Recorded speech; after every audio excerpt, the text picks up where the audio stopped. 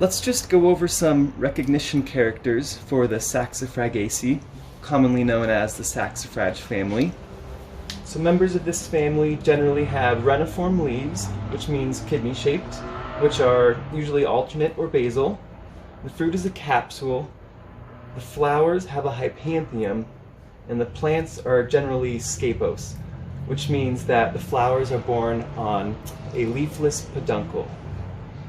You can check out the floral formula below here, but I don't recommend that this is something you memorize.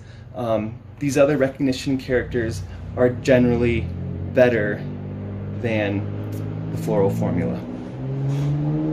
These two herbarium specimens represent what I normally think of as a typical plant in the Saxifragaceae. They have reniform basal leaves and are acaulescent with a leafless peduncle.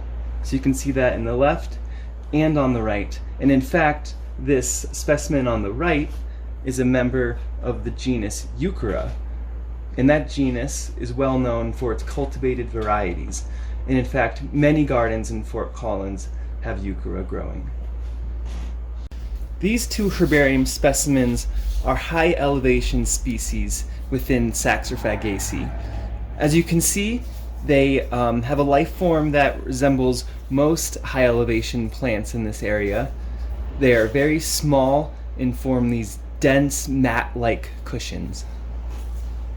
This herbarium specimen is especially cool because if you read the description, it was collected on Loveland Pass on raw granite. Now, one cool thing about this family is that they're also known as the rock breakers, and that is because they are commonly found growing in rock crevices.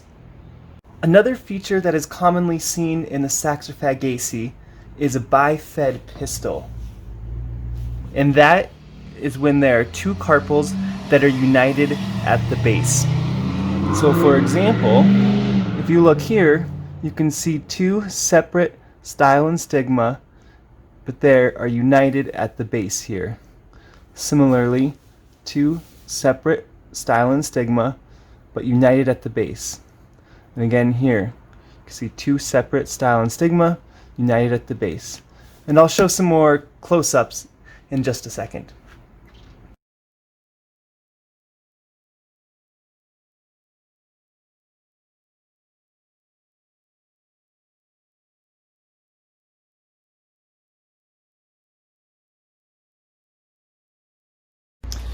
So when I think of members of the Saxifragaceae, I generally think about plants that are growing on rocks and in rock crevices that have reniform basal leaves on a scapose or acaulescent plant, just like you would see here on the right. So that's a great example of a typical member of the Saxifragaceae.